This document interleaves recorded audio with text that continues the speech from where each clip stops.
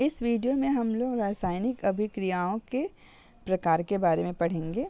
हम लोग देखेंगे कि कई अभिकारक जो है ना वो अलग अलग तरह से अभिक्रिया करते हैं। किसी रासायनिक अभिक्रिया में बस एक अभिकारक से एक नया पदार्थ बन जाता है, दो नए पदार्थ बन जाते हैं, और कभी हमें दो या दो से ज़्यादा जैसे कि 3 अभिकारकों की भी ज़रूरत पड़ती है किसी रासायनिक अभिक्रिया में।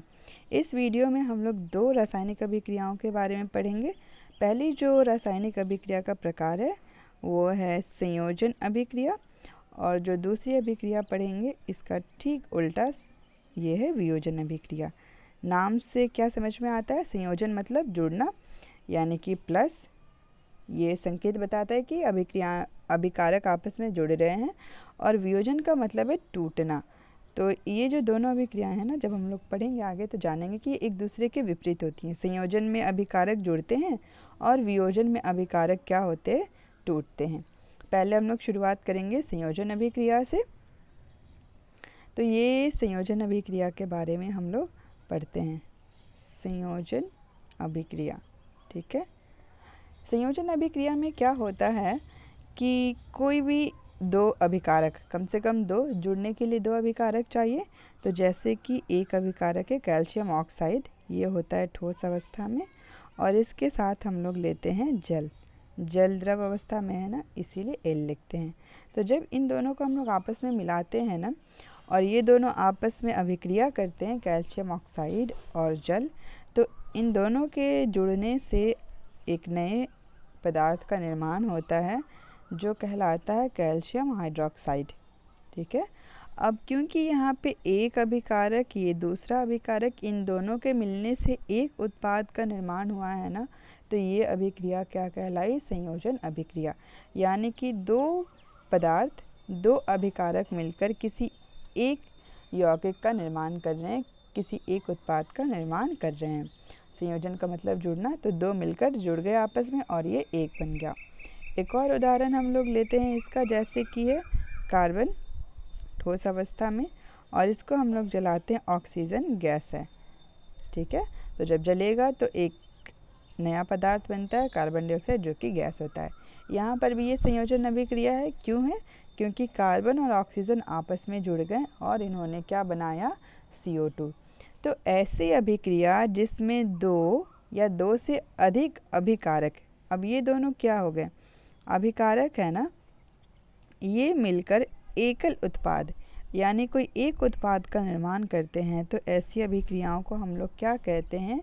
ये संयोजन अभिक्रिया कहते हैं। दो या दो से ज़्यादा अभिकारक मिलकर एक उत्पाद बनाएंगे तो ये अभिक्रिया क्या कहलाएगी? संयोजन अभिक्रिया कहलाएगी। हम लोग और एक उदाहरण लेते हैं, जैसे कि है, बहुत अच्छा सा उदाहरण है, हाइड्रोजन गैस और उसके साथ में ऑक्सीजन गैस। जब इन दोनों के आपस में अभिक्रिया होती है तो एक उत्पाद बनता है जो इन दोनों के मिलने से बना है, संयोजन से बना है, वो है जल। तो ये हाइड्रोजन गैस, ऑक्सीजन गैस मिलकर इन्होंने एक ही उत्पाद बनाया और ये उत्पाद हुआ जल। तो इस वजह से भी ये अभिक्रिया क्या हो गई? संयोजन अभिक्रिया हो गई। क्योंकि यहाँ पे इन दोनों का संयोजन हुआ, मिलाव हुआ, जुड़ाव उत्पन्न हुआ, ठीक है। कुछ और उदाहरण के साथ हम लोग संयोजन अभिक्रिया के बारे में पढ़ते हैं। कुछ क्रियाओं में क्या होता है ना, संयोजन अभिक्रियाओं में क्या होता है कि ये जो अभिक्रियाएं होती हैं ना, ये क्या करती हैं? ऊष्मा उत्पन्न करती हैं, ठीक है। तो ऊष्मा उत्पन्न करती हैं, तो इन अभिक्रियाओं को क्या बोलते हैं? ऊष्माक्षेपी अभिक्रिया। ऊष्माक्षेपी रासायनिक अभिक्रिया हो गई। अब इसका उदाहरण क्या हो सकता है? जैसे कि जब हम लोग LPG चलाते हैं, LPG जो गैस है, इस LPG को जब हम लोग जलाते हैं तो हम लोगों को क्या मिलता है? ऊष्मा मिलती है ना। और इस ऊष्मा गर्मी की वजह से ही क्या होता है? हमारा जो भोजन है वो पक जाता है। तो ये एक तरह की ऊष्माक्षेपी अभिक्रिया हो गई। एक और उदाहरण ऊष्माक्षेपी अभिक्रिया का हम लोग पढ़ते हैं, वो ये है कि जब हम लोग प्राकृतिक गैस यानी कि मीथेन गैस है तो G लिखेंगे, इसको हम लोग जलाते हैं वायु में, O2 गैस, ये भी हो गया। तब यहाँ पर जो पदार्थ बनते हैं, एक है कार्बन डाइऑक्साइड, ये है गैस, और बनता है जल, ये भी गैसियस अवस्था में बनता है। और इसके साथ किसका निर्माण होता है? ऊर्जा का निर्माण होता है। क्योंकि यहाँ पे ऊर्जा का निर्माण हुआ, ऊर्जा भी एक उत्पाद है, तो ये जो रासायनिक अभिक्रिया है इसका एक और नाम क्या हो जाएगा? ऊष्माक्षेपी अभिक्रिया।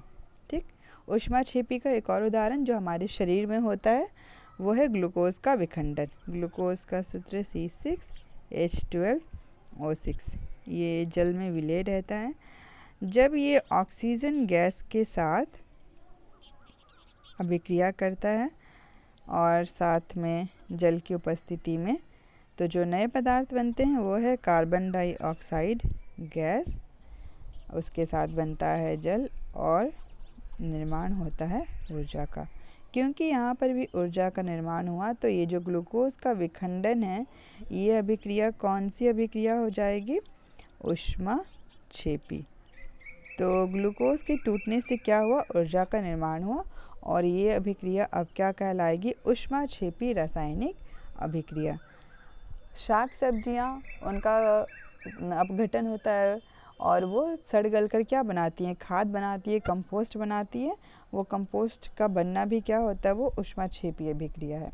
तो जिन अभिक्रियाओं में ऊर्जा का निर्माण होगा ना, यानी कि उस अभिक्रिया वाले बर्तन को अगर हम छुए या उस जगह को छुएं, वातावरण को छुएं, तो हम लोगों को वो कैसा महसूस होगा? गर्म, यानी कि वहाँ पे तापमान बढ़ जाता है। तो इन अभिक्रियाओं को हम लोग ऊष्माक्षेपी अभिक्रिया कहेंगे। अब हम लोग किसके बारे में पढ़ेंगे? दूसरे प्रकार, जिसका नाम है वियोजन अभिक्रिया। हम लोग संयोजन में क्या पढ़ रहे थे कि जुड़ रहा था। वियोजन का दूसरा नाम है अपघटन। और यहाँ पर हम लोग पढ़ेंगे कि वियोजन अभिक्रिया में क्या होता है कि जो अभिकारक है ना वो टूटते हैं। कुछ उदाहरण के द्वारा हम लोग समझेंगे। पहला उदाहरण हम लोग लेते हैं आयरन सल्फेट। ठीक है, ये अभिकारक है। जब हम लोग इसको गर्म करते हैं, गर्म करना मतलब ऊष्मा देना, तो ये क्या होता है? ये कई सारे उत्पाद में टूट जाता है। जैसे कि पहला जो उत्पाद बना वो आयरन ऑक्साइड है, इसको फेरिक ऑक्साइड बोलेंगे। ये ठोस अवस्था में, इसके साथ ये सल्फ़र डाइऑक्साइड गैस बनाता है और इसके साथ ये सल्फ़र ट्राइऑक्साइड गैस भी बनाता है। अब ध्यान देते हैं, अभिकारक एक, लेकिन उत्पाद कितने हुए? 1, 2 और 3। तो क्योंकि यहाँ पर 1 से 3 उत्पाद का निर्माण हुआ ना, तो ये क्या हुआ? ये टूट गया, इसका अपघटन हो गया। तो ये कौन सी अभिक्रिया हुई? वियोजन अभिक्रिया हुई। इन अभिक्रियाओं में हम लोग देखेंगे कि क्योंकि रासायनिक अभिक्रिया है ना, तो रंग बदल जाएगा, गंध बदल जाएगा। ये सारे लक्षण हम लोगों को देखने को मिल सकते हैं। और ध्यान देना कि यहाँ पे हम लोग क्या दे रहे हैं? ऊष्मा दे रहे हैं। ठीक, एक और उदाहरण हम लोग लेते हैं वियोजन के लिए ही। ये है कैल्शियम कार्बोनेट। इसको भी हम लोग क्या देते हैं? ऊष्मा, यानी कि इसको हम लोग गर्म करते हैं।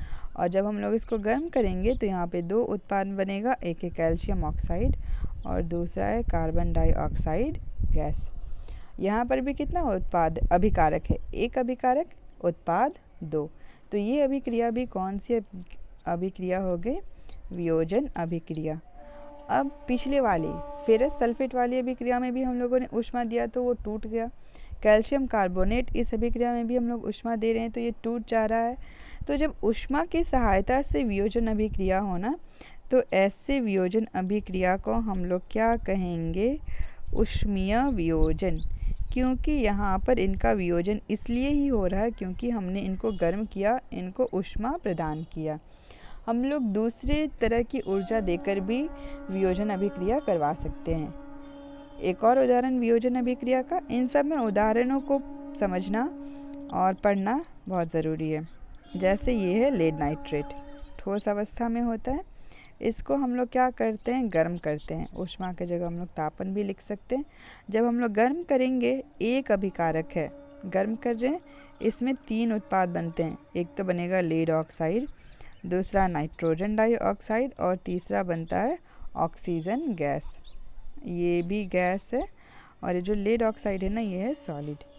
अब देखो, अभिकारक तो एक ही है लेकिन उत्पाद 1, 2 और ये 3 उत्पाद बने, तो ये भी क्या हो गया? वियोजन अभिक्रिया। यहाँ पर भी हम लोग ऊष्मा की सहायता से इसको तोड़ रहे हैं, तो ये भी कौन सा वियोजन हो जाएगा? ऊष्मीय वियोजन। हम लोग अभी आगे और कुछ उदाहरण पढ़ेंगे जिसमें हम लोग ऊर्जा का अलग रूप देकर वियोजन की अभिक्रिया करते हैं। जैसे कि है सिल्वर ब्रोमाइड। जब हम लोग इसको सूर्य के प्रकाश में रखते हैं ना, सूर्य के प्रकाश में रखते हैं तो इसका खुद ही वियोजन हो जाता है। सूर्य के प्रकाश की जो ऊर्जा है ना, इससे क्या होता है कि ये सिल्वर ब्रोमाइड, ये सिल्वर ठोस और ब्रोमीन गैस में बदल जाता है। तो यहाँ पे किसकी सहायता से हो रहा है? सूर्य के प्रकाश की सहायता से वियोजन हो रहा है। तो हम लोगों को AgBr को तोड़ने के लिए सूर्य के प्रकाश की आवश्यकता पड़ी। ठीक ऐसे ही अगर हम लोग AgCl को भी सूर्य के प्रकाश में रख देना, ये सनलाइट में रख दे, तो यहाँ पर भी ये दोनों टूट जाएंगे और क्या बन जाएगा? सिल्वर और इसके साथ क्लोरीन गैस। तो सिल्वर क्लोराइड का वियोजन भी सूर्य के प्रकाश की सहायता से हो रहा है। एक अलग ऊर्जा के साथ हम लोग पढ़ते हैं वियोजन अभिक्रिया। कौन सी ऊर्जा से वियोजन अभिक्रिया होगी? वो है जल का अपघटन। ये हम लोगों ने लिया जल, और इस जल से हम लोग क्या पास करते हैं? विद्युत की धारा प्रवाहित करते हैं। जब हम लोग विद्युत की धारा प्रवाहित करेंगे ना, तो ये जो जल है, ये जल हाइड्रोजन गैस और ऑक्सीजन गैस में टूट जाता है, जबकि इन दोनों से ही मिलकर बना था। तो क्योंकि ये टूटा अपने कंपोनेंट में, तो ये वियोजन अभिक्रिया हुई। और यहाँ पे वियोजन का साथी कौन है? विद्युत। यानी कि इसको हम लोग क्या बोल सकते हैं कि ये विद्युत की सहायता से होने वाली वियोजन अभिक्रिया है। ठीक है, तो ये कुछ उदाहरण वियोजन अभिक्रिया में। इस दोनों अभिक्रियाओं में हम लोगों को ये याद रखना है कि ये संयोजन और वियोजन अभिक्रिया ये क्या होते हैं? एक दूसरे के उल्टे होते हैं। संयोजन अभिक्रिया में हम लोगों ने देखा कि ऊष्मा का निर्माण हो रहा है। कई बार हम लोगों को ऊष्मा देना भी पड़ेगा ताकि पदार्थ आपस में जुड़े। ठीक है, तो कई बार ऊष्मा बाहर आएगी तो उसको ऊष्मा क्षेपी कहेंगे। जब ऊष्मा का निर्माण होगा, यहाँ पे निर्माण। वियोजन अभिक्रिया जहाँ पे अभिकारक टूट जाता है, संयोजन अभिक्रिया जहाँ पे अभिकारक जुड़ जाते हैं। वियोजन अभिक्रिया में हम लोग क्या कर रहे थे? ऊष्मा दे रहे थे। जैसे कि हम लोग कैल्शियम कार्बोनेट को गर्म किए, फेरस सल्फेट को गर्म किए, तब वो अभिक्रिया पूरी हुई। तो ऐसी अभिक्रियाओं को हम लोग क्या कहेंगे? जहाँ पे अवशोषण होता है ऊष्मा का, ऊष्माशोषी अभिक्रिया। यहाँ पे हम लोग क्या करते हैं? अभिक्रिया को संपन्न करने के लिए ऊष्मा प्रदान करते हैं, यानी कि ऊष्मा देते हैं, और ऊष्माक्षेपी में हम लोगों को ऊष्मा मिलती है। तो जब हम लोग चूल्हा जलाते हैं तो वो ऊष्माक्षेपी अभिक्रिया होती है, और जब हम लोग कैल्शियम कार्बोनेट को तोड़ रहे हैं, उसको ऊष्मा दे रहे हैं, तो वो ऊष्माशोषी अभिक्रिया हो गई।